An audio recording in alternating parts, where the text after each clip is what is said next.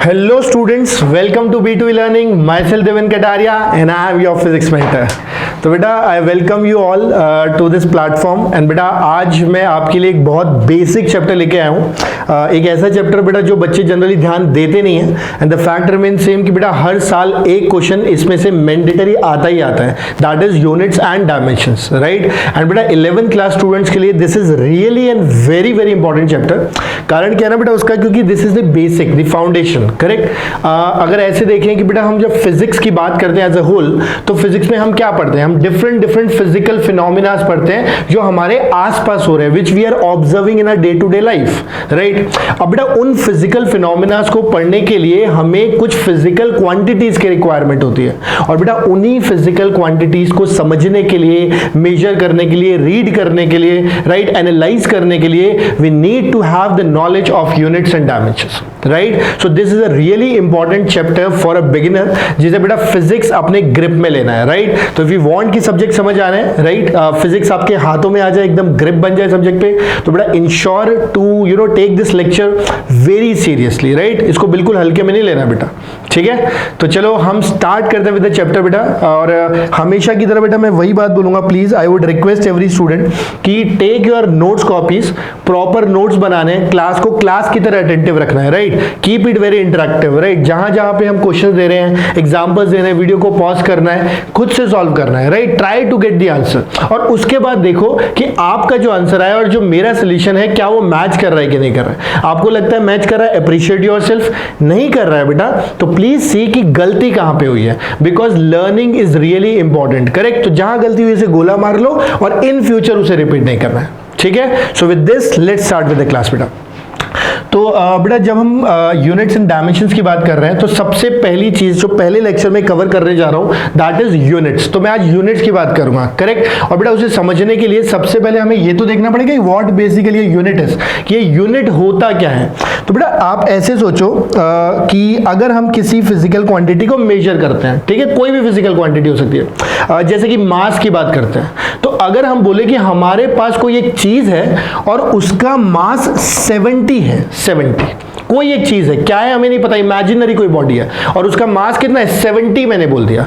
अगर मैंने मास 70 बोला तो क्या आप इससे कुछ आइडिया लगा सकते हो कि वो चीज कितनी बड़ी या छोटी होगी? क्या आप उसे मेजरमेंट का कुछ भी एक रफ आइडिया लगा सकते हैं? तो कोई बोलेगा हाँ सर लगा सकते हैं, कोई बोलेगा नहीं लगा सकते। मुझे लगता है कि नहीं लगा सकते हैं। क्यों? क्योंकि 70 के आगे हो सकता है कोई इसे केजी की तरह परसीव कर ले, हो सकता है कोई इसे ग्राम परसीव कर ले, हो सकता है कोई टन समझ ले। अब बेटा 70 केजी और 70 ग्राम में तो बहुत डिफरेंस है ना। मतलब जब तक आप ये इसके आगे कुछ लिखते नहीं हो तब तक इस मेजरमेंट का कुछ सिग्निफिकेंस नहीं निकल करके आता। You understood the point. So basically किसी भी फिजिकल क्वांटिटी पी क्यू को मेजर करने के लिए आपको दो चीजों की रिक्वायरमेंट होती है।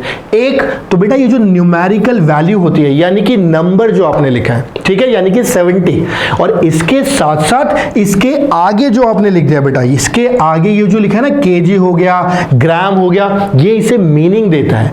इसी को बेटा हम क्या कहते हैं, यूनिट कहते हैं। यानी किसी भी फिजिकल क्वांटिटी की मेजरमेंट में दो चीजें होंगी। एक तो बेटा उसकी क्या चीज होगी, देखो न्यूमेरिकल वैल्यू, यहां पे मैंने क्लियरली लिखा है, ठीक है, कि फिजिकल क्वांटिटी के पास दो चीजें हैं, एक बेटा न्यूमेरिकल वैल्यू और दूसरी यूनिट। तो यहां पर बेटा यूनिट की अगर बात करेंगे तो these are the standards, right. ये स्टैंडर्ड्स होते हैं for expressing and comparing the measurement. साधारण भाषा में बोले बेटा तो किसी फिजिकल क्वांटिटी को मेजर करने के लिए, राइट, जिस भी चीज की यूज होती है बेटा उसे हम क्या कह देते हैं, यूनिट कह देते हैं। आई होप बेटा this is very clear to you, correct, कि फिजिकल क्वांटिटी को आप लिखोगे numerical value into unit, correct, और यूनिट क्या देता है, उस मेजरमेंट को सिग्निफिकेंस देता है। आई होप आपको बेटा ये क्लियर हो गया होगा कि व्हाट इज अ यूनिट। अगर आपको ये बात समझ आती है, करेक्ट, तो प्लीज उसको अच्छे से अपने नोट्स कॉपी में लिखो, इसकी डेफिनेशन लिखो, और बेटा ये जो पार्ट लिखा है ना, न्यूमेरिकल वैल्यू इनटू यूनिट, इसे लिख लेना। इसका कारण क्या है बेटा, इसके ऊपर बनता है न्यूमेरिकल, और ये न्यूमेरिकल बहुत बच्चे नहीं कर पाते पूरा चैप्टर खत्म करने के बाद भी, करेक्ट। तो हम इसका न्यूमेरिकल अभी इन हैंड यही देख लेंगे। आप प्लीज पहले इसको कॉपी कर लो अच्छे से, फिर देखते हैं इसकी एप्लीकेशन कैसे आएगी, ठीक है। दिस इज इंपॉर्टेंट, मैं बार बार कह रहा हूं, राइट। तो please copy down, video pause करके ये वाला पार्ट कॉपी कर लो, डेफिनेशन एंड फिजिकल क्वांटिटी क्या होती है, राइट। मैं आगे बढ़ता हूं बेटा। ठीक है, तो देखो बेटा इसकी एप्लीकेशन देखते हैं, है ना, इसका एप्लीकेशन पार्ट, राइट। ये क्लीन करता हूँ and then will go with the application part. ठीक है, तो बेटा देखो इसकी एप्लीकेशन इस तरह से आती है, आपसे एक बेसिक सी चीज बोली जाएगी, है ना, बहुत ध्यान से सुनना। आपको बोलेगा कि लेट से किसी बॉडी का फिजिकल क्वांटिटी का मेजरमेंट आता है 70 यूनिट, ये आपको दे दिया गया। बोले ठीक है, कोई दिक्कत नहीं, 70 यूनिट, यूनिट कुछ भी हो सकती है, वो हमें नहीं पता, कोई एक रैंडम आर्बिट्ररी अननोन यूनिट है हमारे पास। बोले ठीक है सर, कोई दिक्कत नहीं, 70 यूनिट। आपको बोला जाएगा कि इसका जो न्यूमेरिकल वैल्यू है इसको मैं 10 टाइम्स बढ़ा देता हूं। मैंने क्या किया बेटा, न्यूमेरिकल वैल्यू को 10 टाइम्स बढ़ा दिया। 10 टाइम्स बढ़ाने का मतलब बेटा क्या 700 बोलना होता है? बोले हाँ सर बिल्कुल, 70 को 10 टाइम्स करने पे 700। फिर आपसे बोला जाएगा कि भाई अगर न्यूमेरिकल वैल्यू को मैंने 10 टाइम्स किया तो ये बताओ सर कि यूनिट कितने टाइम्स हो जाएगी। तो भाई मैं अगर किसी क्वांटिटी की मेजरमेंट की बात करूं, भाई मेरे पास अगर 10 kg शुगर है तो वो तो अमाउंट है तो 10 kg शुगर ही रहेगा। अगर आपने 10 को लेट से 100 बोल दिया तो बेटा वो किलोग्राम को मुझे 10 से डिवाइड करना पड़ेगा ना, ताकि ओवरऑल मेजरमेंट सेम रहे, क्योंकि वो थोड़ी बदल जाएगा। मैंने तो न्यूमेरिकल वैल्यू को अपने लेवल पे बोल दिया, इमेजिनरी लेवल पे कि 10 टाइम्स कर दो, तो बेटा ऑटोमेटिकली जो यूनिट होगी ये यूनिट हो जाएगी बेटा जितनी यूनिट पहले थी डिवाइडेड बाय कितना 10, यानी ये कितने टाइम्स हो जाएगी बेटा 1/10 टाइम्स हो जाएगी। क्यों? क्योंकि अमाउंट ऑफ सब्सटेंस क्या रहता है, सेम रहता है, फिजिकल क्वांटिटी क्या रहती है, सेम रहती है। क्लियर? तो बेटा इसके ऊपर कई सारे क्वेश्चंस आते हैं, बाद में जाके कन्वर्जन ऑफ यूनिट भी इससे करोगे तो बहुत इजी हो जाएगा, वरना आप रेफरेंस बुक्स में मॉड्यूल्स में अगर कहीं देखोगे बेटा तो वो ना बहुत लेंदी मेथड्स हैं, लेकिन वहीं पे अगर आप इसको इससे करते हो तो बहुत ईजी है। मैं खुद आपको बताऊंगा कैसे करना है, and I will give you the question also, तुम खुद सॉल्व करके देखोगे यार तो बहुत बढ़िया तरीका है। करेक्ट? तो अभी के लिए इतना समझो कि कभी भी किसी फिजिकल क्वांटिटी की अगर हम बात करते हैं, किसी फिजिकल क्वांटिटी की हम बात करते हैं बेटा, तो उस फिजिकल क्वांटिटी की numerical value into unit as a whole क्या रहती है बेटा, एज अ होल ये कांस्टेंट रहती है, क्योंकि जो भी फिजिकल क्वांटिटी का अमाउंट है, मेजरमेंट है, वो फिक्स्ड है। मेरे पास अगर 50 किलो शुगर है तो 50 किलो शुगर है। करेक्ट? अगर मैंने केजी को ग्राम कर दिया तो वो 50,000 ग्राम्स हो जाएगी। समझे बात को? ताकि overall amount of substance same रहेगा। I hope this point is very clear to you, right? Very clear. अगर समझ आ गया हो बेटा, वीडियो पॉज करो, इसे कॉपी करो, ठीक है, इसे कॉपी करो और फिर आगे बढ़ना। और मैं एक एग्जांपल दूंगा जिसका आंसर आप कमेंट बॉक्स में डालोगे, right? All the students will put it in the comment box, ठीक है? उससे मुझे ये क्लैरिटी मिल जाएगी कि हाँ ये पॉइंट आपको समझ आ गया, और ये इंपॉर्टेंट है इसलिए बार बार इतना स्ट्रेस दे रहा हूं उस पर, ठीक है? वीडियो पॉज करो, कॉपी करो, फिर एग्जाम्पल देता हूं, राइट? चलो मैं आगे बढ़ता हूं बेटा।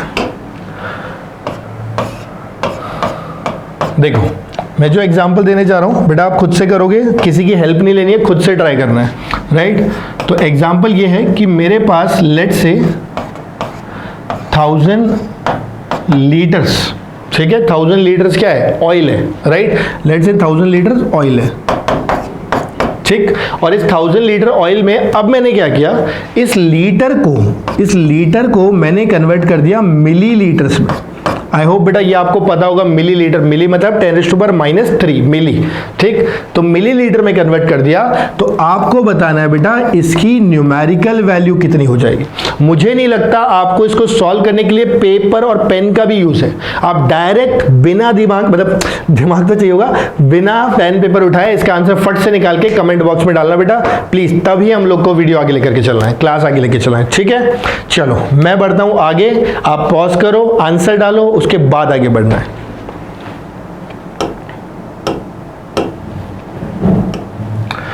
चलो बेटा अब हम बात करने जा रहे हैं, है ना, theoretical topic, that is school में काफी ज्यादा पूछा जाता है, और आपके स्कूल एग्जामिनेशन जो भी होगा ना पहला, उसमें अगर यूनिट्स एंड डायमेंशन में से कोई क्वेश्चन आ सकता है बेटा, इतने पार्ट में ये पहला क्वेश्चन आ सकता है, ठीक है? तो please let's focus now again, right? चलो तो देखो हम बेटा बात करने जा रहे हैं अब डिफरेंट सिस्टम ऑफ यूनिट्स की। आप बोलोगे सर ये क्या बात हो गई, डिफरेंट सिस्टम ऑफ यूनिट्स क्यों? मैंने कहा बेटा पहले क्या था, अलग अलग रीजन्स लोकलाइज थे, जैसे छोड़ो रीजन को, इंडिया ले लो, एक कंट्री है यूएस, एक कंट्री है, वहां डॉलर चलता है, अपने यहाँ रुपया चलता है। समझ गए बात को?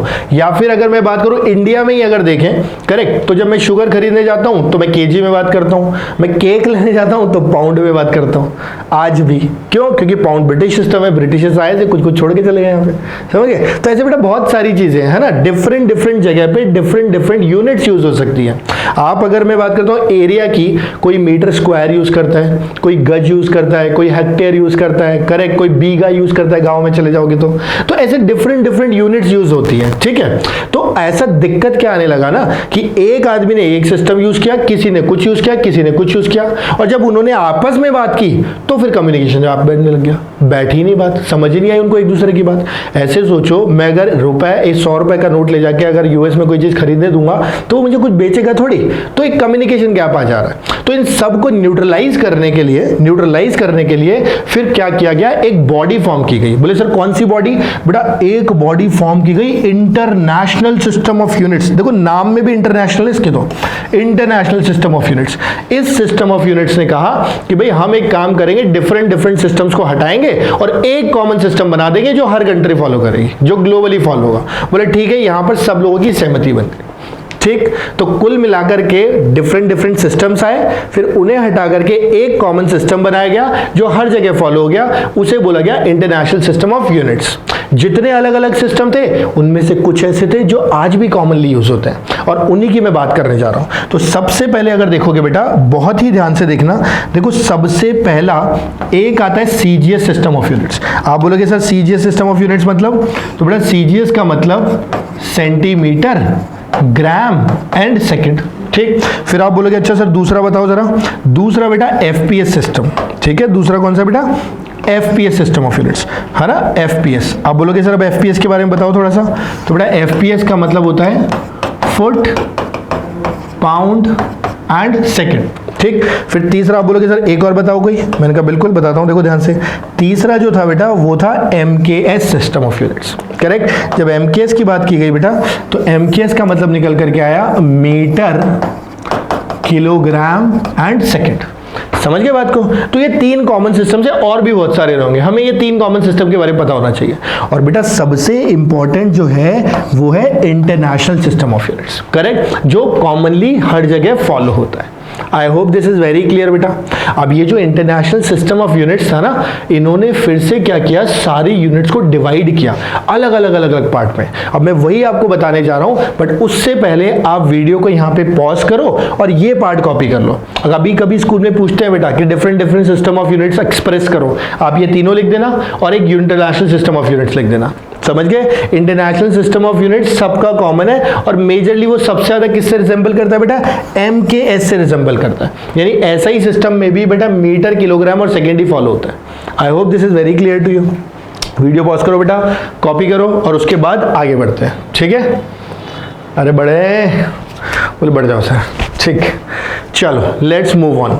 तो जैसा कि मैं कह रहा था बेटा कि इंटरनेशनल सिस्टम ऑफ यूनिट्स ने क्या किया, सारी यूनिट्स को दो पार्ट में ब्रेक कर दिया। इनफैक्ट तीन थे, अभी हम दो की बात करते हैं, राइट। तो सबसे पहला बेटा जो उसके अंदर था वो था फंडामेंटल क्वांटिटीज। फंडामेंटल क्वांटिटीज, तो उन्होंने क्या किया बेटा, फंडामेंटल क्वांटिटीज ली और उन फंडामेंटल क्वांटिटीज की फंडामेंटल यूनिट्स भी बता दी।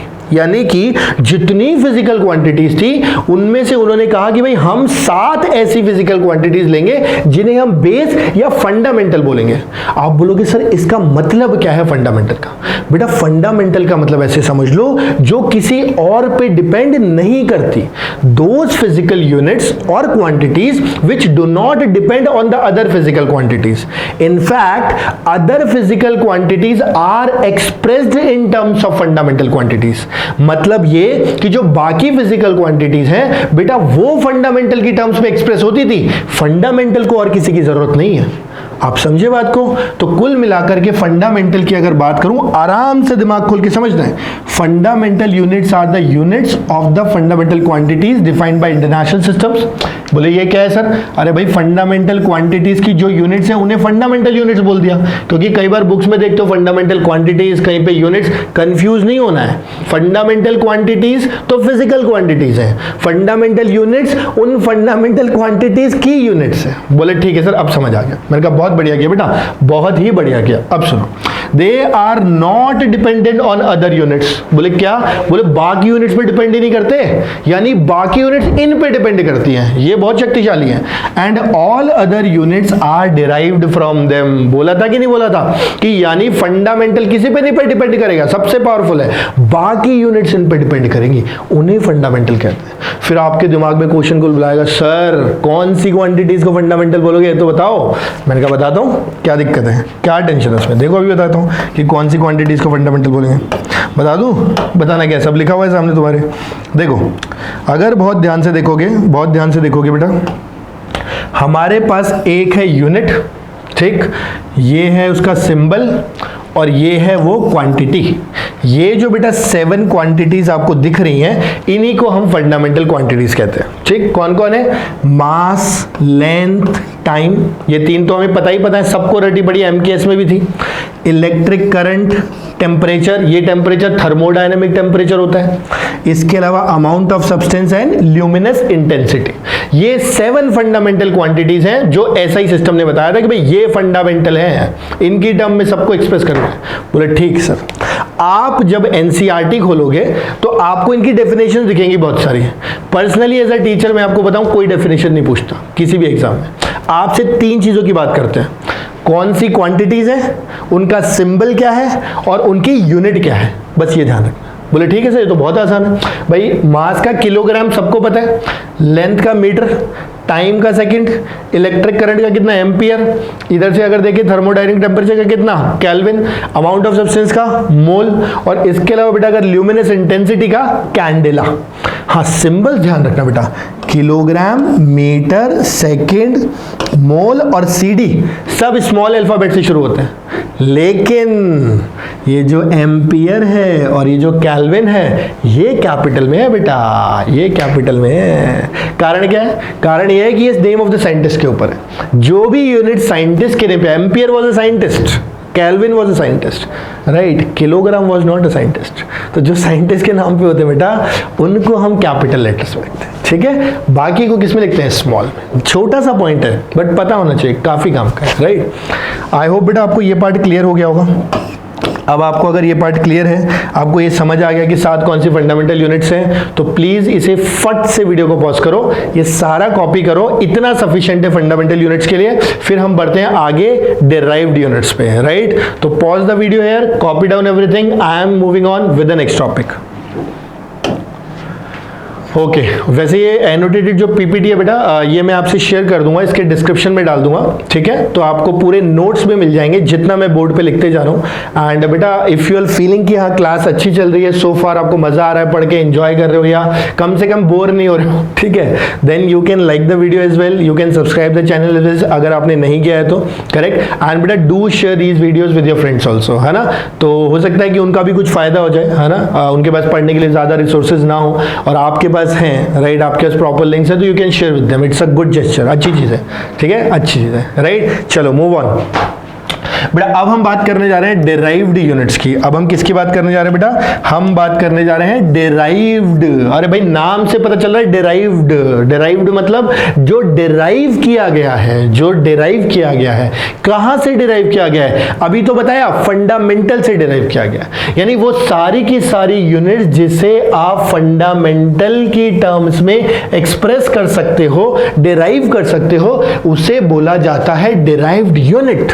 अरे कितनी आसान बात है भाई, सब तो नाम में ही छुपा हुआ है। Derived unit, units which are being derived और expressed in terms of fundamental units. बात ही खत्म हो गई। बोले ठीक है सर कोई दिक्कत नहीं है, एक एग्जांपल दे दो तो मजा आ जाए। मैंने कहा बिल्कुल, अभी दिलवाता हूं, देखो मजा, ध्यान से सुनना बेटा। जब हम एग्जाम्पल की बात करते हैं, बहुत आराम से सुनना है, बहुत ही आराम से। एग्जाम्पल देखते हैं, देखो ठीक है। हम एक काम करते हैं, ऐसा एग्जाम्पल लेते हो जो आपने सबने पढ़ा होगा, लेट्स से स्पीड।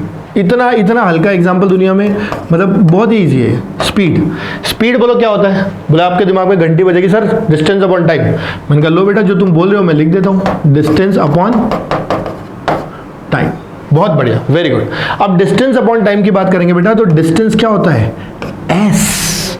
टाइम क्या होता है? टी। एस को बोलते हैं डिस्टेंस, टाइम को बोलते हैं टी।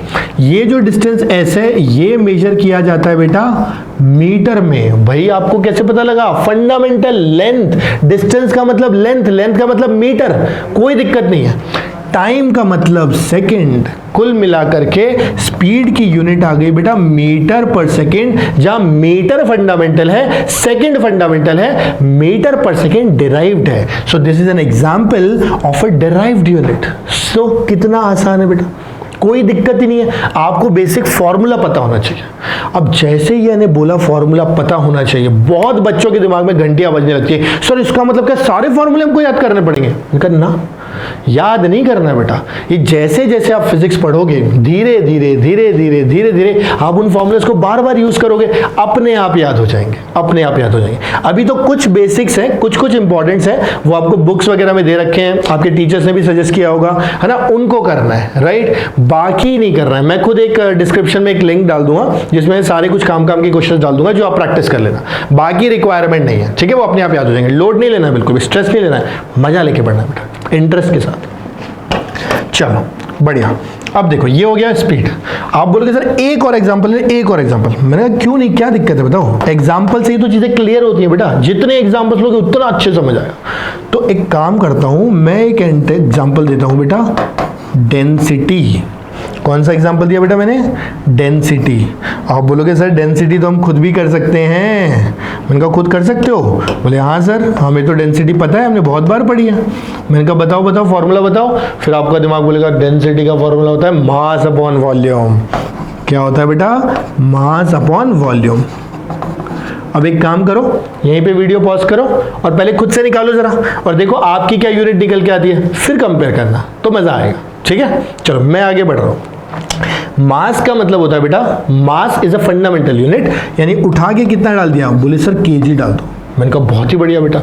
जब वॉल्यूम की बात करते हो, volume means length into width into height, correct बेटा। लेंथ भी लेंथ है, विड्थ भी लेंथ है, हाइट भी लेंथ है, मतलब meter into meter into meter, length into length into length, यानी ये निकल के आ गया बेटा मीटर क्यूब।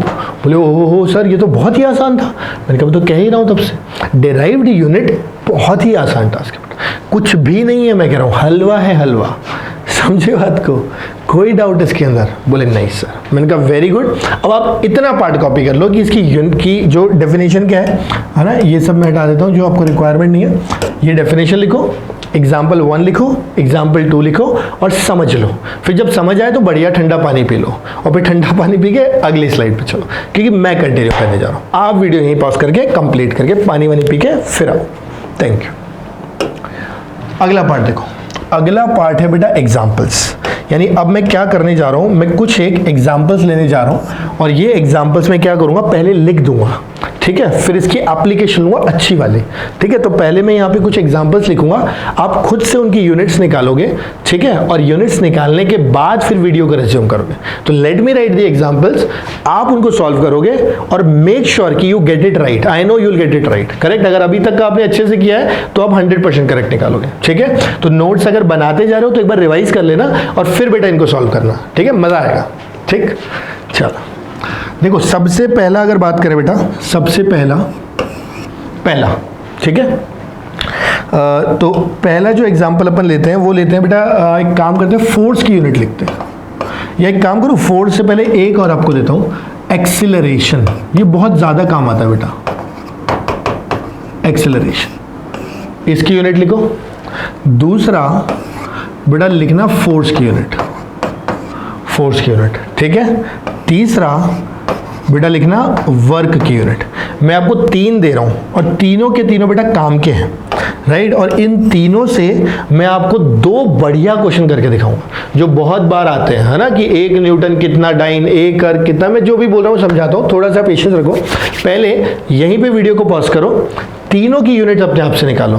अगर आपको फॉर्मूला नहीं पता तो मैं आपकी हेल्प कर देता हूँ। एक्सेलरेशन का आपको पता होना चाहिए, आपने 9th में पढ़ा है। फोर्स का मैं हेल्प कर देता हूँ, मास इनटू एक्सेलरेशन, और वर्क का लिख देता हूँ फोर्स इनटू डिस्प्लेसमेंट। तीनों लिंक्ड है बेटा एक दूसरे से, फोर्स इनटू डिस्प्लेसमेंट, करेक्ट। अब वीडियो पॉज करो और खुद से इसको सॉल्व करो, ठीक है। मैं आगे बढ़ने जा रहा हूँ। You pause the video here, you continue. देखो एक्सेलरेशन की जब बात करते हैं बेटा, एक्सेलरेशन की जब बात करते हैं तो एक्सेलरेशन का मतलब होता है basically change in speed upon time. बेटा हमेशा कितना भी आसान हो, है ना, फॉर्मूला प्रॉपर ही लिखना चाहिए, करेक्ट। तो अगर मैं एक्सेलरेशन की बात करूं तो चेंज इन स्पीड भी नहीं, और इफेक्टिवली बोलना चाहिए चेंज इन वेलोसिटी अपॉन कितना बेटा, अपॉन टाइम, ये होना चाहिए। Change in velocity upon time, this is absolutely correct formula. Change in speed लिखोगे तो भी थोड़ा पार्शियली इनकरेक्ट है ना, कंडीशंस आ जाती हैं, और सिर्फ स्पीड अपॉन टाइम लिखोगे तो बिल्कुल ही गलत है, ठीक है। तो change in velocity upon time, बोले ठीक है सर, नो प्रॉब्लम। वेलोसिटी का बेटा डायमेंशन या यूनिट स्पीड जितना होता है, और स्पीड मैंने आपको पिछली स्लाइड में कराया है। बोले सर क्या कराया था, मीटर पर सेकंड। मैंने कहा वेरी गुड। तो आप मुझे बताओ अगर स्पीड मीटर पर सेकंड है और वेलोसिटी मीटर पर सेकंड है तो चेंज इन वेलोसिटी भी मीटर पर सेकंड। बोले कैसे सर, अरे 10 metre per second minus 5 metre per second कितना मिलेगा, 5 मीटर पर सेकंड मिलेगा तो मीटर पर सेकंड। बोले हाँ सर आप सही बोल रहे हो। मैंने कहा मैं सही बोलता हूँ बेटा, ठीक है। Metre per second divided by time का फिर से बेटा कितना, पर सेकंड। देखो कितना निकल के आ गया बेटा, मीटर पर सेकंड स्क्वायर। ये होगी एक्सेलरेशन की यूनिट। आई होप बेटा आपको समझ आई होगी, ठीक है। अब अगर समझ आ गया कॉपी कर लो, फिर आगे बढ़ते हैं, है ना। देखो दूसरा जो मैं कहने जा रहा था बेटा, दैट वाज फोर्स। फोर्स की बात करते हैं। अरे भाई फोर्स तो मास इनटू एक्सेलरेशन है। एक्सेलरेशन लिखवा दिया मीटर पर सेकंड स्क्वायर, मास कितना, केजी। कुछ करना ही नहीं इसमें, तो क्या करना है, केजी। देखो क्या कर रहा है, केजी। ये क्या है, कुछ नहीं है, फालतू टाइम पास था। अब सुनो काम की बात। तो मास की जगह अपन ने क्या लिखा, केजी इनटू वो क्या था, metre per second square, metre per second square. Question खत्म। मैंने कहा ना एक याद है तो दूसरा करने में हेल्प मिलता है बेटा, यही करना होता है। पूरे फिजिक्स को ऐसे पढ़ना है, पूरे फिजिक्स को एक बार कुछ पढ़ा उसे याद रखना है, ब्रेन में एब्जॉर्ब करना है, अच्छे से अंदर तक ब्रेन के अंदर जाना चाहिए और वहीं रहना चाहिए। समझ गए बात को, ताकि जब आगे करो तो पुरानी इंफॉर्मेशन को प्रोसेस कर पाओ। होप आई क्लियर हो गया होगा आपको। बात करते हैं वर्क। वर्क मतलब फोर्स इनटू डिस्प्लेसमेंट। डिस्प्लेसमेंट मतलब डिस्टेंस का जैसा यूनिट, यानी कि लेंथ, यानी कि फोर्स डिस्प्लेसमेंट का यूनिट तो हो गया लेंथ। ये जो है ना एस बेटा, ये है डिस्प्लेसमेंट। ये आपने 9th में पढ़ा होगा, shortest distance between 2 points, correct. तो ये मीटर में क्योंकि लेंथ है। फोर्स आप ऑलरेडी निकाल चुके हो, लेट्स पुट द वैल्यू। तो ये बनेगा बेटा केजी मीटर पर सेकेंड स्क्वायर इनटू ये जो एस है बेटा, ये मीटर में है क्योंकि ये लेंथ है, तो ये बन जाएगा केजी मीटर स्क्वायर पर second square. I hope this is very clear to you. अब मुझे नहीं लगता कि अगर आपको फॉर्मूला पता है तो कोई ऐसी चीज होगी, ऐसा फॉर्मूला होगा जिसकी यूनिट आप नहीं निकाल सकते। अगर आपको फॉर्मूला पता है तो I am 100% sure on my students जिन्होंने पढ़ा है, राइट। जो बच्चे पढ़ रहे हैं ऑनेस्टी के साथ मैं जानता हूं कि उनका गलत नहीं होगा समय, चाहे जो मर्जी आ जाए, करेक्ट। और बेटा यही कॉन्फिडेंस हमको चाहिए, ठीक है। तो अब आराम से तीनों यूनिट्स कॉपी कर लो और मैं अब इस पे आपको एक क्वेश्चन कराता हूं, उसकी एप्लीकेशन कराता हूं जिसे हम कहते हैं कन्वर्जन ऑफ यूनिट्स, और मैं यहीं पे करा दूंगा बेटा। और देखना कितनी आराम से और प्यार से होगा। एक मैं कराऊंगा और एक आपको दूंगा, ठीक है। चलो वीडियो पॉज करो, पूरा कॉपी करो और फिर आगे बढ़ते हैं। मैं आगे बढ़ने जा रहा हूं।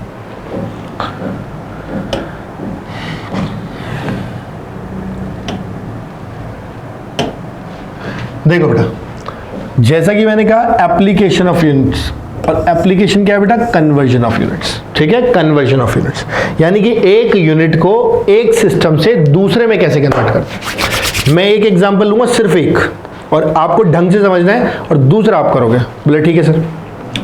देखो एग्जांपल ये है, आराम से सुनना।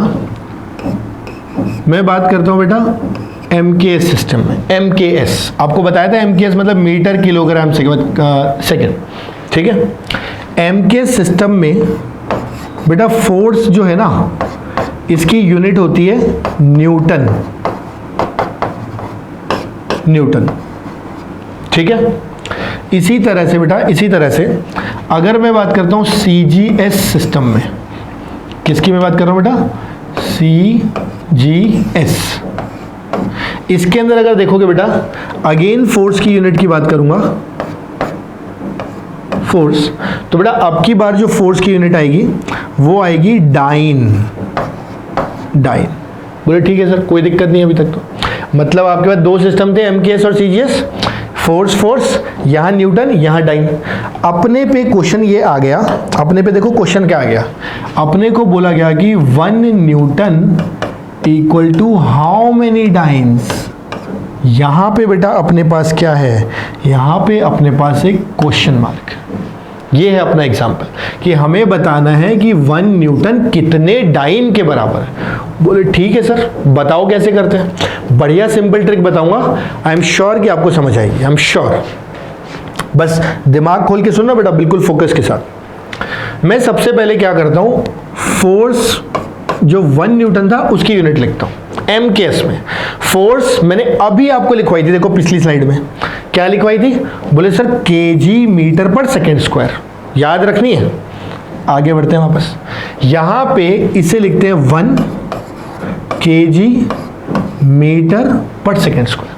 बोले अभी तक तो कोई दिक्कत नहीं थी। मैंने कहा हाँ, ये तो पता ही था अपने को, आता है ऑलरेडी, कोई रॉकेट साइंस नहीं है। बोले बढ़िया सर। केजी को मैं 1000 ग्राम बोलूंगा, क्या दिक्कत है उसमें, कोई दिक्कत नहीं, कोई तकलीफ नहीं होनी चाहिए, मेरी मर्जी। 1000 ग्राम, तो बहुत बढ़िया सर। 1 मीटर को मैं 100 सेंटीमीटर बोलूंगा, मेरी मर्जी, 100 सेंटीमीटर।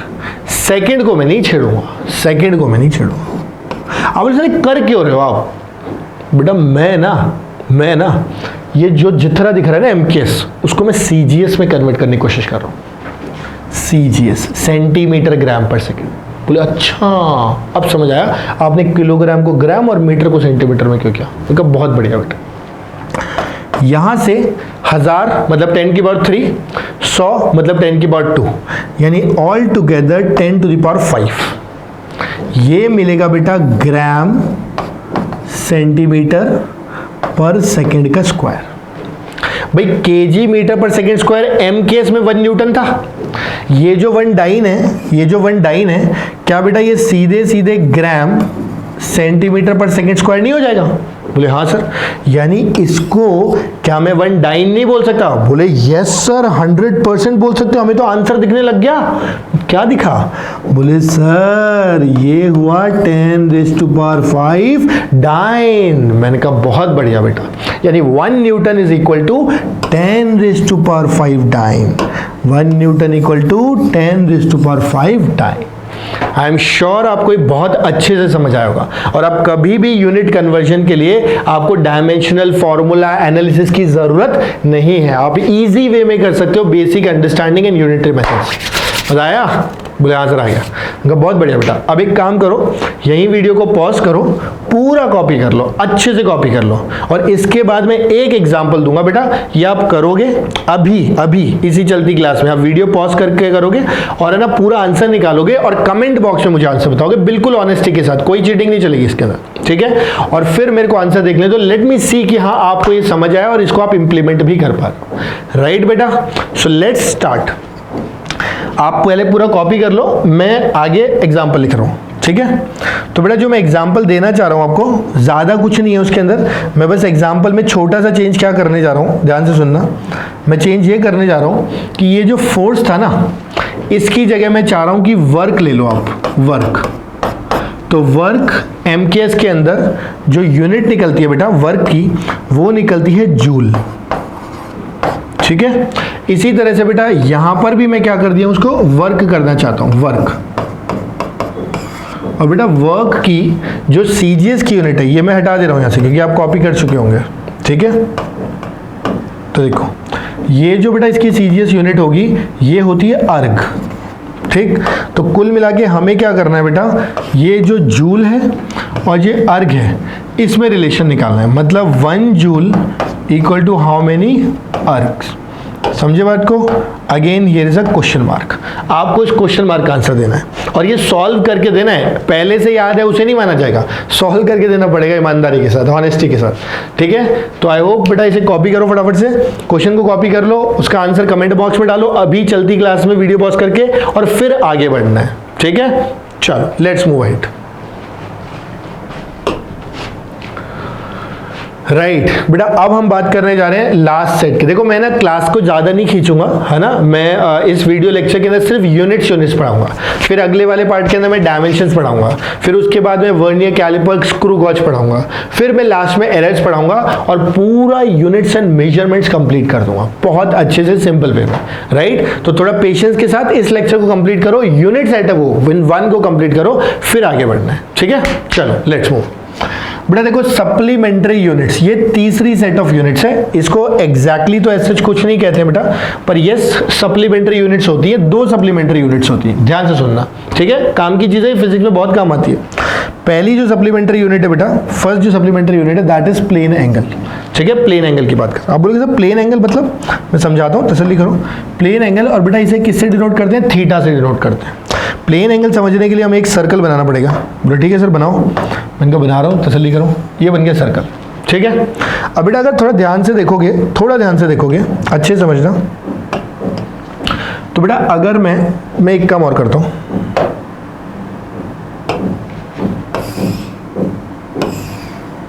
ठीक है। अब सुनना, मैंने क्या किया बेटा, यहां से लेके यहां तक का कुछ पार्ट कंसीडर कर लिया, ऐसा कुछ पार्ट। ठीक है, एक आर्क जैसा ले लिया।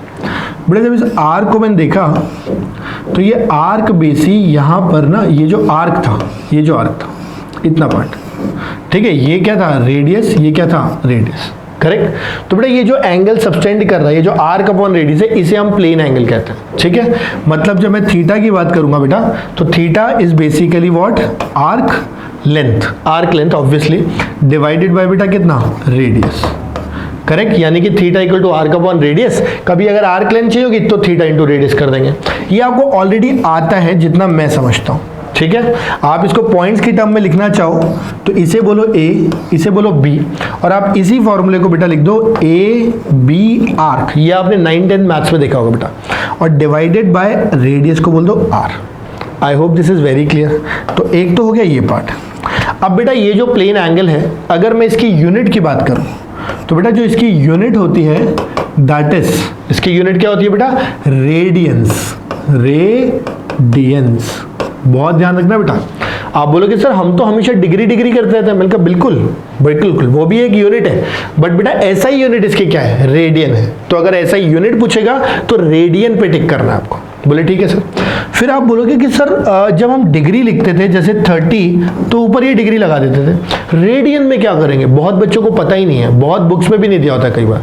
ध्यान रखना बेटा, मान लो अगर मैं पाई रेडियन बोलना चाहता हूं तो ऊपर एक सी लगा देंगे, समझ गए? तो ये जो सी सिंबल होता है ना, ये इफेक्टिवली रेडियंस के लिए। काम कहीं नहीं आता, हम भी नहीं लिखते, लेकिन पता होना चाहिए, नॉलेज पूरी होनी चाहिए बेटा, नॉलेज पूरी होनी चाहिए, तभी मजा है। बता रहा हूँ, छोड़ना कुछ नहीं। ठीक है, तो हमने लिख दिया। बोले ठीक है, यानी डिग्री के लिए लेके लगाएंगे, रेडियंस के लिए लगाएंगे। बोले ठीक है सर, कोई दिक्कत नहीं। मतलब हमें पता लग गया theta arc upon radius, A B arc upon r, theta की यूनिट रेडियन हो गई, कोई डाउट नहीं आता। अब देखो थोड़ी सी चीज और सुनो, है ना। कभी कभी हमें कन्वर्जन्स काम आता है, ये आपको ऑलरेडी मैथ्स में आप पढ़ चुके होंगे, पर मुझे ऐसा लगता है कि फिर भी ये मेरा मॉरल रिस्पॉन्सिबिलिटी कि आपको एक बार रिवाइज करा दो, ताकि गलती से अगर नहीं पता हो तो आपका कुछ नुकसान ना हो उस वजह से। तो अच्छे से समझना बेटा, अच्छे से देखो। कन्वर्जन के लिए क्या करना है, कन्वर्जन के लिए क्या करना है, अच्छे से समझना। कन्वर्जन के लिए बेटा अगर कभी डिग्रीज है ना, एक काम करते हैं 30 क्यों लिखते हैं, अगर मानो कभी x डिग्री है और इसको आपको किस में कन्वर्ट करना है? रेडियन में कन्वर्ट करना है, x डिग्री को रेडियन में। तो आप क्या करो, इस x को मल्टीप्लाई करो बेटा पाई बाय 180 से। याद करने का तरीका समझाता हूँ।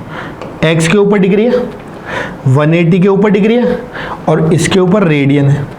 आप देखो क्या डिग्री से डिग्री कट जाएगी? बोले हाँ सर। तो डिग्री कट के क्या बच गया? रेडियन। यही तो चाहिए था, इसलिए पाई बाय 180 ऐसे याद रखना बेटा। बोले ठीक है सर, वेरी गुड, ये हो गया बात। यानी कि अगर मुझे 30 डिग्री, एग्जाम्पल भी ले लेते हैं साथ ही साथ, अगर मुझे 30 डिग्री को रेडियन में कन्वर्ट करना है तो 30 इंटू पाई बाय 180, यानी ये बनेगा बेटा पाई बाय 6 रेडियन। समझ गए? बार बार सिंबल नहीं लगाऊंगा मैं, पाई बाय 6 हो गया बस। अरे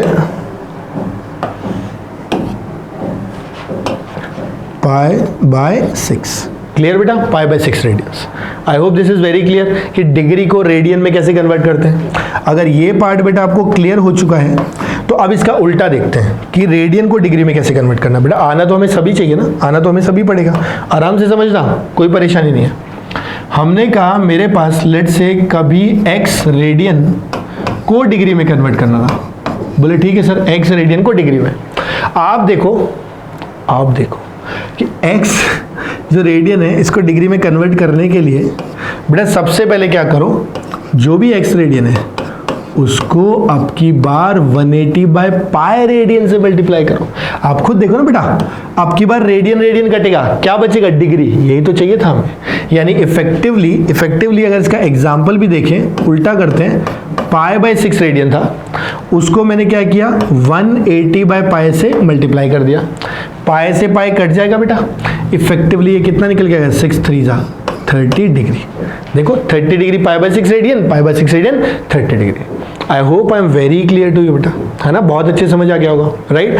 तो ये सारा का सारा एनालिसिस मुझे लगता है रिलेटेड टू प्लेन एंगल आपको आना चाहिए बेटा, और उसी पॉइंट ऑफ व्यू से मैंने ये पार्ट कवर भी कराया है। वरना इसको तो हम छोड़ भी सकते थे, कह के भाई प्लेन एंगल यूनिट क्या होती है, रेडियन, बात खत्म यूनिट्स के टर्म्स में। बट हम तो फिजिक्स पढ़ रहे हैं ना, हम सिर्फ यूनिट्स थोड़ी पढ़ रहे हैं, हम तो पूरा फिजिक्स पढ़ रहे हैं, हमें तो पूरा सब्जेक्ट अपने हाथ में चाहिए। तो बेटा थोड़ा तो एक्स्ट्रा पढ़ना पड़ेगा, राइट। तो कुछ चीज नहीं छोड़नी है बेटा, राइट। तो अब आप वीडियो पॉज करो, यहाँ पूरा कॉपी करोगे पूरा तरीके से एकदम सिस्टमैटिकली, और उसके बाद आगे बढ़ोगे। मैं आगे बढ़ने जा रहा हूं। अब देखो बेटा, अब मैं बात करने जा रहा हूं बेटा सेकंड सप्लीमेंट्री यूनिट, ठीक है। सेकंड सप्लीमेंट्री यूनिट की अगर बात करूंगा तो मतलब मैं बात करने जा रहा हूं सॉलिड एंगल की। किसकी, सॉलिड एंगल की, राइट। अब देखो सॉलिड एंगल की जब बात करता हूं तो ये होता क्या है, फर्स्ट ऑफ ऑल बेटा it's a 3D angle subtended bye a conical surface at the vertex. मतलब समझाता हूं, टेंशन मत लो, लैंग्वेज थोड़ी सी ऐसी है, टेंशन नहीं है, ठीक है। देखो बताऊं, चल ठीक है बताओ। ये अपने पास एक स्फीयर है बड़ा सा, ठीक है, एक स्फीयर दे रखा है। यहां से अपन ने क्या किया बेटा, एक ना कोनिकल सरफेस कट कर लिया इसमें से, ठीक है। ये वाला सरफेस अपन ने कट कर लिया, कोई दिक्कत, यानी ये वाला सरफेस, ये कोनिकल, ऐसा कुछ, ठीक है। और बेटा ये कोनिकल सरफेस ना एक 3D एंगल सबटेंड करता है। ये बेटा इस 3D एंगल को हम ओम से डिनोट करते हैं, और इसे ही हम क्या कहते हैं बेटा, सॉलिड एंगल कहते हैं। यानी सॉलिड एंगल का मतलब कि ये जो कोनिकल जैसा सरफेस दिख रहा है ना, डिस्क जैसा, ये कितना एंगल सेंटर पे सबटेंड करेगा, समझे। आइसक्रीम खाइए कभी, कोन होता है, तो ये वैसे ही तो एक कोन ही तो है बेसिकली। बना के दिखाता हूँ, ये बेसिकली, अरे ये क्या बन गया, ये बेसिकली ऐसे समझो बेटा, ये अपने पास कोन जैसा है, ठीक। अब बेटा ये जो कोन है तो ये कुछ ना कुछ एक डिस्क जैसा एंगल सबटेंड करेगा ना, 3D। इस एंगल को अपन क्या कहते हैं बेटा, इस एंगल को अपन सॉलिड एंगल कहते हैं। ये वाले पार्ट को इसे सॉलिड एंगल कहते हैं, ओम से डिनोट करते हैं, समझे बात को। यानी कि ये जो भी ये बेटा कोनिकल सरफेस होगा वर्टेक्स पे, ये जितना एंगल सबटेंड करेगा, ध्यान से सुनते जाना। इस सरफेस एरिया को बेटा मैं कह देता हूं एरिया, ठीक है। और बेटा ये अपने पास, अपने को पता ही है, आर है, इसमें कोई डाउट ही नहीं है। तो कुल मिलाकर के जैसे प्लेन एंगल में थीटा अपॉन रेडियस था, बेटा यहां पर अगर देखोगे थीटा के ऊपर रेडियस नहीं, sorry, theta equal to r का अपॉन रेडियस, यहां पर बेटा ये क्या बन जाएगा, एरिया अपॉन रेडियस का स्क्वायर। कौन सा एरिया, मैं बता चुका हूं, ये वाला एरिया, समझ गए। यहां पर अगर देखोगे तो ये वाला एरिया, तो this area divided by r square actually gives you what, solid angle. Although physics में सॉलिड एंगल का यूज कहीं एक आध जगह आता है, फ्लक्स वगैरह में तो बहुत अच्छा आता है 12th में, बाकी बहुत रेयरली यूज आता है। पर जैसा कि मैंने कहा, पता होना चाहिए बेटा, एक जगह भी अगर यूज आता है तो वी शुड नो, और IIT वगैरह में तो काम भी आता है, मैं आपको बताऊं, राइट। अगर हम जेई की बात करें देन दिस इज इंपॉर्टेंट, वहां पे कई अच्छे क्वेश्चंस को आप इसको यूज करके बहुत इजीली कर सकते हो। मैं बता रहा हूँ टफ क्वेश्चंस को भी सॉल्व कर सकते हो, राइट। तो अपन यहाँ पे क्या करते हैं बेटा, ये हमने लिख दिया ना, area upon r square, right. बेटा इसकी अगर ऐसा यूनिट की बात कर ले कोई, तो वो होती है स्टे रेडियन, यानी इसकी ऐसा यूनिट कितनी हो बेटा, स्टे रेडियन, ठीक है। ये इतना पार्ट हमें आना चाहिए। एक एडिशनल चीज जो हमें पता होनी चाहिए बेटा, वो ध्यान से सुनना, बहुत ही काम की है, पर्सनली मुझे लगता है आपको पता होनी चाहिए, कि कभी अगर पूछ ले कि पूरा का पूरा स्फीयर, कंप्लीट स्फीयर कितना सॉलिड एंगल सबटेंड कर रहा है, तो देखो कितना आसान है भाई, सॉलिड एंगल ही तो बताना है। हमें पता है हमें पता है कि बेटा सॉलिड एंगल की अगर मैं बात करूं तो सॉलिड एंगल क्या होता है, एरिया अपॉन आर स्क्वायर। पूरे स्फीयर का एरिया कितना होता है, बजाओ दिमाग में, घंटियां बजनी चाहिए फटफट, कौन सी घंटी बजनी चाहिए, 4 पाई आर स्क्वायर की। बोले अच्छा सर करेक्ट, बिल्कुल करेक्ट, 4 पाई आर स्क्वायर होता था ये तो 4 पाई आर स्क्वायर होता था। 4 पाई आर स्क्वायर डिवाइडेड बाय क्या कर दोगे, आर स्क्वायर कर दोगे, क्या मिलेगा, 4 पाई मिलेगा। यानी यहां से समझ आया कि अगर कंप्लीट स्फीयर का सॉलिड एंगल पूछ लीजिए, सर्कल का कितना होता है, सर्कल का plane angle sir 2 pi radians, 2 pi radians. बेटा सॉलिड एंगल स्फीयर का कितना होता है, 4 पाई रेडियंस। कोई पूछेगा तो गलत आंसर नहीं देना बेटा, एकदम सही जवाब देना, एकदम तपाक से, ठीक है। तो आई होप आपको सॉलिड एंगल क्लियर होगा बेटा। अब आप एक काम करो, वीडियो को यहीं पे पॉज करो, ठीक, अच्छे से पूरा कॉपी करो, समझो, अपने दिमाग के दरवाजे खोल के सारी चीज़ों को अंदर सेट कर दो और उसके बाद बेटा आगे बढ़ना है, ठीक है, ठीक है। चलो मैं आगे बढ़ता हूँ, आप वीडियो पॉज करके करो। ऑलमोस्ट बेटा कंप्लीशन पे ही हम, है ना। अब हम बस कुछ छोटी मोटी चीज़ें करने जा रहे हैं, दैट इज, देखो मैं बता देता हूँ आपको और क्या बचा है आज के लेक्चर में, ताकि आप भाग ना जाओ, क्योंकि आप लोग क्या जल्दी बोर हो जाते हो कई बार, है ना। तो सुनना पूरी बात, पैरेलैक्स, पैरेलैक्स और एक नोट, खत्म, करेक्ट और प्रीफिक्स, यानी 3-4 छोटी छोटी स्लाइड्स बची हुई हैं, टॉपिक खत्म हो जाएगा। तो थोड़ा पेशेंस के साथ सुनना है। पैरेलैक्स मेथड क्या होता है, क्या होता है पैरेलैक्स मेथड, क्या होता है, पहले तो ये समझो बेटा। देखो पैरेलैक्स मेथड ऐसे समझ लो, it's a method which uses simple geometry, geometry नहीं बोलूंगा, ट्रिग्नोमेट्री, है ना, बेसिक एंगल्स, प्लेन एंगल्स को यूज करके हम कुछ कुछ चीजों को निकालते हैं। बोले सर कुछ कुछ चीजें बोले तो, मैंने कहा कुछ कुछ चीजें बोले तो बेटा finding distance of heavenly bodies या वेरी फार बॉडीज। भाई मुझे तो चांद का डिस्टेंस निकालना है यहाँ बैठ करके, अर्थ पे बैठ करके, तो इसे कैसे निकालेंगे। तो मैं कॉम्प्लिकेट नहीं करूंगा, बिल्कुल सिंपल साधारण भाषा में, तरीके अलग अलग हैं, है ना, तरीके अलग अलग है। मैं आपको कोशिश करूंगा बिल्कुल बेसिक एग्जांपल समझाऊं, ठीक है, जो एनसीईआरटी वगैरह में दिया हुआ है, तो ढंग से समझ जाओ। हमें बेटा डिस्टेंस किसका निकालना था, बोले डिस्टेंस निकालना था मून का। मतलब अच्छा मून का डिस्टेंस निकाल लेंगे, क्या टेंशन है, डरते थोड़ी अपन, डरते नहीं अपन बेटा, किसी नहीं डरते, क्यों डरना है, कोई गलत काम थोड़ी कर रहा है ना, पढ़ रहे हैं, अच्छा काम कर रहे हैं, डरना क्यों। ये अपनी अर्थ है यार, ये अपनी क्या थी बेटा, ये अपनी अर्थ है, ये अपनी खुद की अर्थ है, अपनी हमारी धरती माता, ठीक। अब देखो अच्छे समझना बेटा, ये मून था कैपिटल एम, ये अर्थ थी कैपिटल ई, इनके बीच में डिस्टेंस निकालना था, ठीक है। कई सारे तरीके हैं, कई बार तो मतलब कॉम्प्लेक्स मेथड यूज होते हैं, मैं इजी बता रहा हूँ। मून अर्थ के बीच का डिस्टेंस, मैंने बस इतना कहा कि आप यार एक काम कर लो ना, आप एक काम कर लो, अब एक काम कर लो कि मून को कहीं से देख लो। बोले कहाँ से देखे, बोले कहीं से देख लो, अर्थ पे खड़े होके कहीं से देख सकते हैं, बोले हाँ देख सकते हैं, बोले देख लो, देख रहे हैं। यहाँ पे एक टेलीस्कोप लिया, लगाया और टेलीस्कोप से देख लिया। भाई टेलीस्कोप से जब देखेंगे तो एक्स एक्सिस से कितने एंगल पे होगा वो तो दिख जाएगा। भाई हॉरिजॉन्टल किया टेलीस्कोप, ऊपर किया, हाथ दिख गया, चांद दिख गया, बस इतना सा, ये तो कोई बच्चा भी कर दे, बहुत आसान है। बोले ठीक है सर कर देंगे, बहुत बढ़िया। फिर क्या करो, वापस इसको देखो, अब की बार कहाँ से देखो, कहीं और से देखो, क्या दिक्कत है, कहीं और देखो, एक बार यहाँ से देखा फिर अमेरिका से देखा, क्या है, कोई टेंशन नहीं। बोले ठीक है सर देख लेते हैं, फिर देख लेते हैं क्या जा रहा है। फिर से टेलीस्कोप लगाया, यहाँ से देखा, कोई दिक्कत नहीं, ठीक है। इसके बाद अपन ने क्या किया बेटा, ये जो 2 पॉइंट्स हैं इनको ज्वाइन करते हैं। बोले ठीक है सर अभी तक तो कोई दिक्कत ही नहीं है। मतलब मैंने अभी तक क्या किया, मैंने अभी तक 2 पॉइंट सेलेक्ट किए अर्थ पे, एक ए और एक दूसरा कौन सा, बी। एक अपने पास है मून, मून को पहले ए से देखा, मून को पहले बी से देखा। जब टेलीस्कोप से देख रहा हूं तो ये वाला θ1 और ये वाला θ2 मुझे पता है, हर किसी को पता है, कोई दिक्कत नहीं है, राइट। इसके अलावा अगर कोई मुझसे ये एंगल बोल दे तो ये एंगल तो मुझे और भी अच्छे से पता है, पाई माइनस θ1 प्लस θ2, तो इसको मैं अभी के लिए अल्फा लिख देता हूँ, राइट। और अल्फा का वैल्यू मुझे पता है कितना है। बोले सर अल्फा का वैल्यू तो कुछ भी नहीं है, ये तो मैं ही बता दूंगा आपको। मैंने कहा बता बेटा। बोले सर लिखो पाई माइनस θ1 प्लस θ2, ब्रैकेट भी लगाओ सर। मैंने कहा वेरी गुड बेटा, सही बोल रहे तो एकदम ठीक। तो ये हो गई बात अपने पास अल्फा की। बोले कोई दिक्कत नहीं, कोई दिक्कत ही नहीं। बढ़िया, अभी तक अल्फा निकाला। अब सुनते हैं ना, अब दिमाग के दरवाजे खोलना ढंग से। हमने कहा कि भाई हमें क्या चाहिए था, हमें कुछ चाहिए था। बोले क्या चाहिए था। हम क्या करते हैं, ये ए बी और एम को एक ट्राइंगल जैसा दिखता है, और यहाँ से अगर इफेक्टिवली देखूँ तो ऐसा कोई स्फीयर जैसा दिखता है, यानी ऐसा एक आर्क जैसा बन जाएगा। बोले हाँ, with moon at the centre, यानी मून को सेंटर मानते हुए ये एक आर्क जैसा मैंने बना दिया। अब इफेक्टिवली अगर देखूं तो ये जो अल्फा है, क्या ये A B arc upon radius नहीं होना चाहिए अगर ये रेडियस आर है तो? बोले हाँ सर, कोई दिक्कत ही नहीं है इसके अंदर, तो बहुत ही बढ़िया।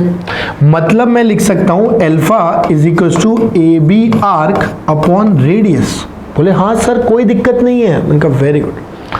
आप मुझे बताओ बेटा, आप मुझे बताओ, अगर मैं अप्रोक्सीमेटली लिखना चाहूं तो क्या इसको A B distance upon r नहीं बोल सकता?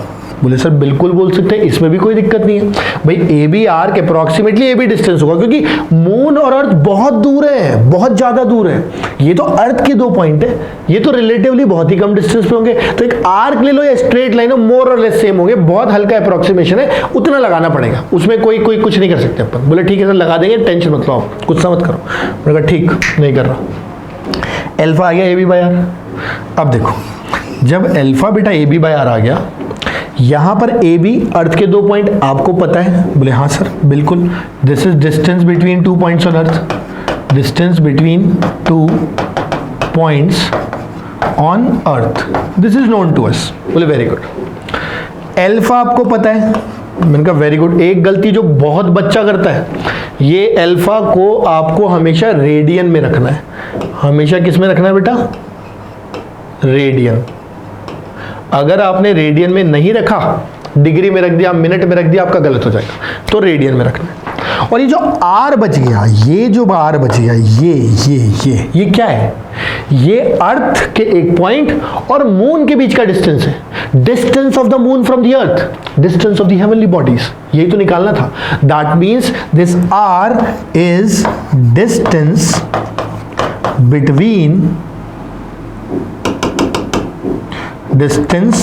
Between moon and earth.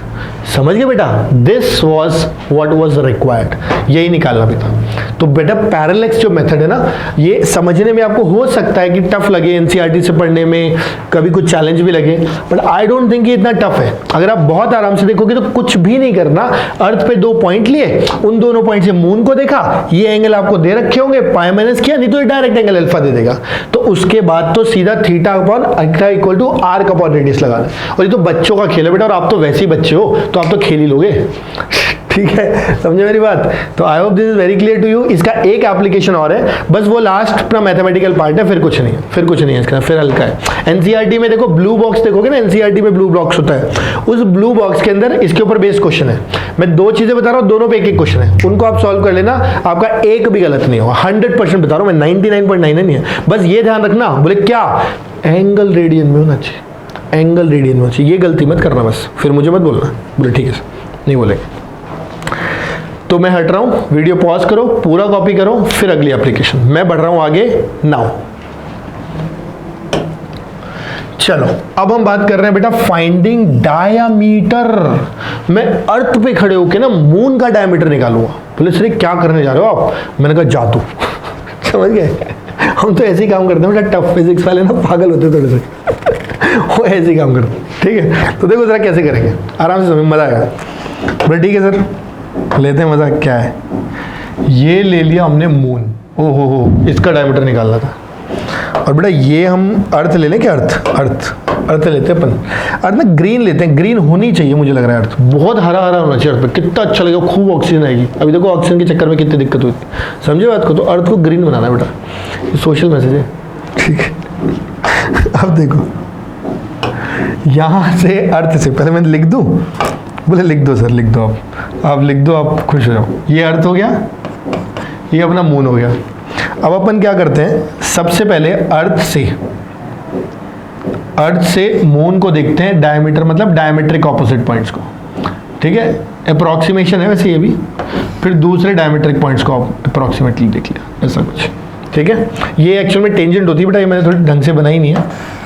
Actual मैंने मून ज़्यादा बड़ा बना दिया और अर्थ ज़्यादा छोटी बना दी, ऐसा है नहीं।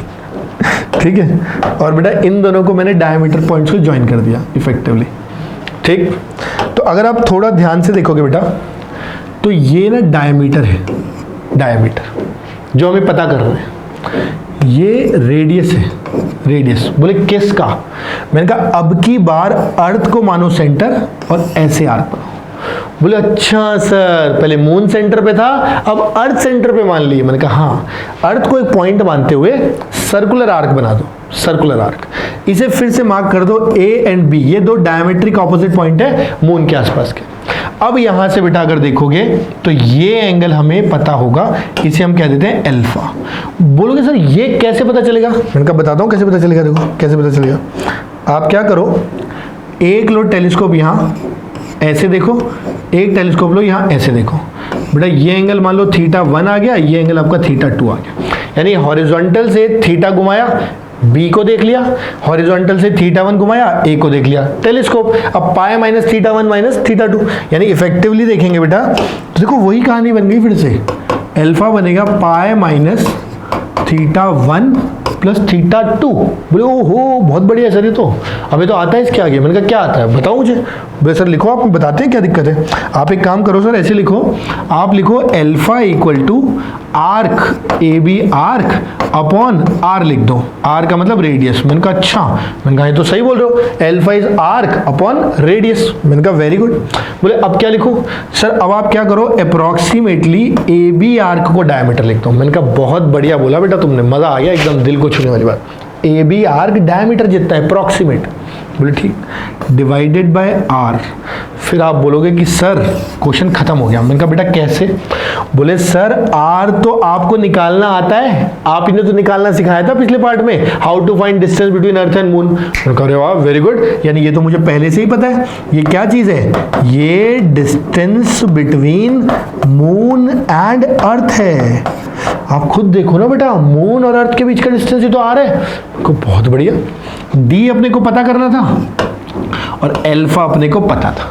ये भी हमेशा ध्यान रखना है किसके अंदर होना चाहिए। बोले सर रेडियन में हमें पता है। मैंने कहा बहुत बढ़िया बेटा, क्वेश्चन खत्म। Go on case. हलवा, हलवा यू अंडरस्टैंड?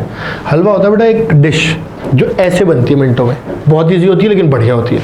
ये वही है बेटा, इंपॉर्टेंट है, अच्छा है लेकिन बहुत ईजी है। ठीक है, तो अब आप इसको कॉपी कर लो, बस मैं 2 स्लाइड और क्लास खत्म करता हूँ। तो please pause the video here, copy down everything, understand, और उसके बाद आगे बढ़ना बेटा। मैं बढ़ने जा रहा हूँ आगे बढ़ रहा हूँ, मैं रोक नहीं सकता मुझको। चलो बेटा ये आपके स्कूल के लिए है ये आपके स्कूल के लिए है। और मैं आपको बता रहा हूँ, मुझे अपने स्कूल के टाइम से याद है कि है ना, जो स्कूल टीचर्स में जब पूछते हैं जनरली तो ये बहुत बार पूछा जाता है। तो ये मैं कुछ आपको पढ़ाना सिखाना नहीं है, मैं बस बता रहा हूँ कि बेटा ये जो पार्ट है इसे प्लीज़ याद कर लेना, राइट। और बेटा जो मेरे पढ़ाए हुए स्टूडेंट्स है बेटा, ये मैंने आपको लिखवाया नहीं है, बट ये तीनों डेफिनेशन आपको रेडी होनी चाहिए। मैं बता रहा हूँ स्कूल एग्जाम में पूछते हैं बहुत बार, और there is a fair chance कि आपसे भी पूछा जाए। इसमें एक होती है एस्ट्रोनॉमिकल यूनिट। ये क्या है? ये basically different units of distance है, कि अलग अलग कॉमन यूनिट्स ऑफ डिस्टेंस। एक एस्ट्रोनॉमिकल यूनिट होती है। एस्ट्रोनॉमिकल यूनिट का मतलब होता है बेटा average distance between the centre of the Earth and centre of the Sun. यानी अर्थ और सन के सेंटर के बीच का एवरेज जो डिस्टेंस होता है उसे बेटा एस्ट्रोनॉमिकल यूनिट्स कहते हैं। जो लार्ज डिस्टेंसेज होते हैं ना, यहाँ से मून का, सन का, फलाना का, ढिमका का, बेटा वो सब एस्ट्रोनॉमिकल यूनिट में मेजर किया जाता है। ठीक है, 1 AU की वैल्यू होती है 1.496 इंटू 10⁻11 मीटर्स। बड़ी यूनिट है बेटा, ध्यान रखना है। दूसरी होती है बेटा लाइट ईयर, और भी दूर गैलेक्सी का डिस्टेंस निकालना है, किसी दूसरी गैलेक्सी की, किसी स्टार की बात करनी है तो बेटा distance travelled by the light in 1 year. ये तो नाम से ही पता चलता है, light year, distance travelled by the light in 1 year. अच्छा बोले कितना होगा सर? बोला ये होगा 1 light year equal to 9.6 into this. मैं निकालना सिखा देता हूँ ना आपको। लाइट की स्पीड बोले सर 3 × 10⁸ मीटर पर सेकेंड। मैंने कहा very good. Multiplied by 1 year का मतलब 365 डेज अप्रोक्सीमेटली, क्योंकि कभी कभी लीप भी आता है। एक दिन के अंदर 24 घंटे और 1 घंटे में 3600 second. This will be the 1 light year. समझ गए बात को बेटा? ये नियर बाय स्टार्स वगैरह के लिए मेजर किया जाता है। तो बेटा थर्ड यूनिट देखते हैं, है ना। थर्ड यूनिट है पार्सेक। बेटा जब पार्सेक की बात करते हैं तो parsec is the largest unit in science जो हम लोग यूज करते हैं। आप ऐसे समझ लो, distance associated with 1 arcsec of parallax. ठीक है, और बेटा इसके अलावा इसकी जो यूनिट की वैल्यू है वो 3.262 लाइट ईयर्स होती है। तो आई होप ये तीनों यूनिट्स आप याद रखोगे because exam point of view से इंपॉर्टेंट है, करेक्ट। और इसको प्लीज कॉपी कर लो, तीनों डेफिनेशंस वैल्यूज प्लीज ध्यान रखना, बार बार कह रहा हूं, स्कूल के लिए इंपॉर्टेंट है, ठीक है। यहीं पे बेटा वीडियो पॉज करके कॉपी करो, इसके बाद बस एक last slide, then class will be over, right. Pause the video, copy it, मैं आगे बढ़ रहा हूं। बेटा लास्ट में मैं बस इतना बताना चाह रहा था कि बेसिक प्रीफिक्सेस कुछ जो हमें याद होने चाहिए। प्रीफिक्स मतलब ऐसे समझो बेटा जो हम पहले टर्म के लगा देते हैं, जैसे माइक्रोमीटर, नैनो सेकेंड, ऐसे करके, तो सेंटी है ना, मिली, ये सब प्रीफिक्सेस है। हमें जो बेटा थोड़ा बहुत आइडिया होना चाहिए कुछ बेसिक का। देखो मिली बहुत ज़्यादा काम आता है, मिली का मतलब होता है 10⁻³ इसे ध्यान रखना है। इसके अलावा बेटा किलो हमें पहले से पता है 10⁻+3, ये कभी कभी कंफ्यूज करते हैं इसलिए आइडिया होना चाहिए। मेगा मतलब बेटा 10⁻6, देखो 3 के ऑर्डर वाले बता रहा हूँ। इसके अलावा गीगाबाइट नहीं होता 10⁹, ठीक है, टेरा अपने काम का नहीं है। इसके अलावा माइक्रो अगेन इंपॉर्टेंट 10⁻⁻6, बहुत ही ज्यादा काम आता है, 12th में तो बहुत काम आएगा। नैनो कम काम आता है बट अपने को पता है 10⁻⁹, एक गाड़ी आई थी ना नैनो, छोटी सिग्निफिकेंस, बस वही था बेटा, ठीक है, टाटा ने बनाया था, बिल्कुल चली नहीं थी, ठीक है। Pico 10⁻12, correct. और अगर बेटा कभी सेंटी आ जाए, सेंटी ये सी है, तो सेंटी मतलब 10⁻²। आई होप दिस क्लियर। ये प्रीफिक्सेस बेटा आपको याद होने चाहिए। With this I wrap up the class, मेरा लेक्चर यहीं खत्म होता है। I hope you would have understood. बेटा अगर आपको समझ आया, सुनना मेरी बात पूरी, है ना, अगर अच्छे से समझ आ गया तो एक बार नोट्स रिवाइज करके अब आप क्वेश्चंस लगाओ, है ना, एनसीईआरटी के ब्लू बॉक्सेस वाले क्वेश्चंस लगाओ और रेफरेंस बुक से क्वेश्चंस लगाओ यूनिट्स के, एंड आई एम श्योर कोई क्वेश्चन गलत नहीं होगा आपका। ज्यादातर क्वेश्चन ऑल्दो डायमेंशंस के बनते हैं, तो अगला जो मैं लेक्चर लेके आऊंगा बेटा वो डायमेंशंस लेके आऊंगा और बहुत बढ़िया लेक्चर लेके आऊंगा, तो प्लीज डोंट मिस दैट, है ना, and ensure to watch that also. ये पूरी सीरीज कंप्लीट करनी है, यूनिट्स एंड मेजरमेंट। बेटा कम से कम मैं बता रहा हूँ फाइनल कॉम्पिटिटिव एग्जाम में 1 से 2 क्वेश्चन आते ही आते हैं, यूनिट्स एंड डायमेंशन से, एरर से। वर्नियर कैलिपर, स्क्रू गॉज का एक क्वेश्चन फिक्स्ड है जेईई में और नीट में दोनों में, तो आपको 2 से 3 सवाल का लिवरेज मिलेगा बेटा, ठीक है। और अगर आपको बेटा मजा आया, लगा लेक्चर बहुत अच्छा था, हेल्पफुल था, सच में ईमानदारी से मजा आया पढ़ के, या लगा कि हाँ यार ये कंटेंट काफी अच्छा था, then do subscribe the channel, do like it the video, do comment what all you do, and बेटा do share with your friends, that is most important. आपके बहुत सारे दोस्त ऐसे बेटा जिनके पास पढ़ने के लिए कुछ है नहीं, वो बेसिक स्कूल्स पे रिलाई कर रहे हैं, राइट, और कोरोना में तो बेटा और ही ज्यादा बुरा हाल है उनका। तो अगर आपको लगता है किसी की हेल्प हो सकती है, डू स्प्रेड इट, है ना, आपका कुछ नहीं जाएगा, राइट। और मुझे ज्यादा जानेंगे बच्चे, और क्या, थोड़ा अच्छा लगेगा कि हाँ सर अच्छा पढ़ाते हैं ऐसे, ठीक है। So with this I hear say bye to all of you. I'll meet you in the next lecture. Till then, bye bye, take care, stay safe. Thank you so much beta, bye bye.